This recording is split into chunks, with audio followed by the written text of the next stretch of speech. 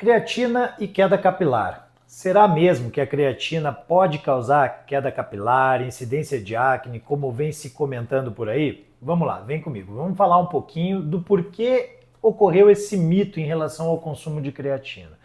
Tudo isso ocorreu devido a uma má interpretação de um estudo científico, de um estudo singular, ou seja, apenas um estudo que considerou esse fato, no qual foram analisados diversos exames laboratoriais e alguns desfechos relacionados a ganho de massa muscular em praticantes de rugby, ou seja, eram atletas de rugby, os quais foram submetidos ao consumo de creatina, divididos em dois grupos, um grupo consumindo creatina e o outro grupo não consumindo, ou seja, chamado de grupo controle, em que houveram comparações dos resultados, tanto na performance, na força, na hipertrofia, como também em alguns marcadores laboratoriais.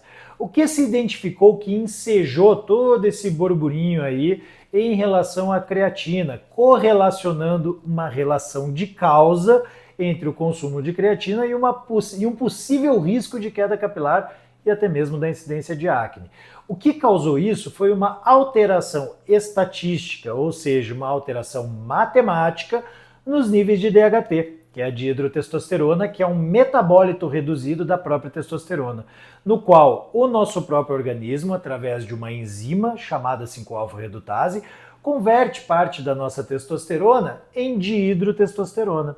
O que esse estudo identificou nos praticantes de rugby que consumiram a creatina foi um aumento numérico, um aumento matemático, um aumento estatístico nos níveis de dihidrotestosterona e não um desfecho clínico. Ou seja, o estudo de forma nenhuma identificou aumento de queda capilar, incidência de acne, ele apenas identificou essa alteração laboratorial. Isso quer dizer que essa correlação, ou seja, o consumo de creatina e esse desfecho final de aumento numérico no DHT vai causar um desfecho clínico, ou seja, vai ter uma causalidade?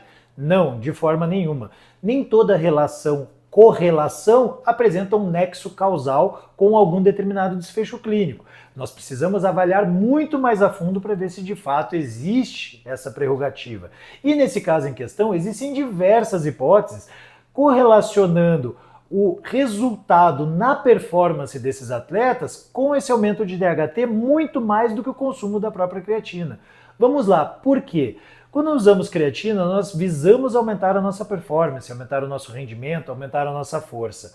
Ao aumentar a força e o rendimento desses atletas, por consequência, aumentamos o processo de ganho de massa e o processo de hipertrofia. Por consequência, isso pode gerar aumentos naturais, ou seja, aumentos endógenos nos níveis de testosterona e também nos níveis de DHT, que é a dihidrotestosterona. Logo, um aumento estatístico pode ser apenas um reflexo disso.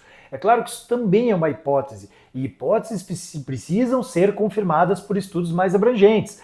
Agora, essa alteração estatística do nível de DHT foi suficiente para causar um possível desfecho clínico, ou seja, para causar uma queda capilar, para causar alguma alteração clínica no contexto clínico de saúde ou uma incidência de acne? De forma nenhuma. Foi uma alteração tão pequena que, apesar de ter relevância numérica, estatística, não teve desfecho clínico, não tem relevância clínica, ou seja, não é suficiente para causar alterações sintomáticas nesses indivíduos. Então apenas foi um achado.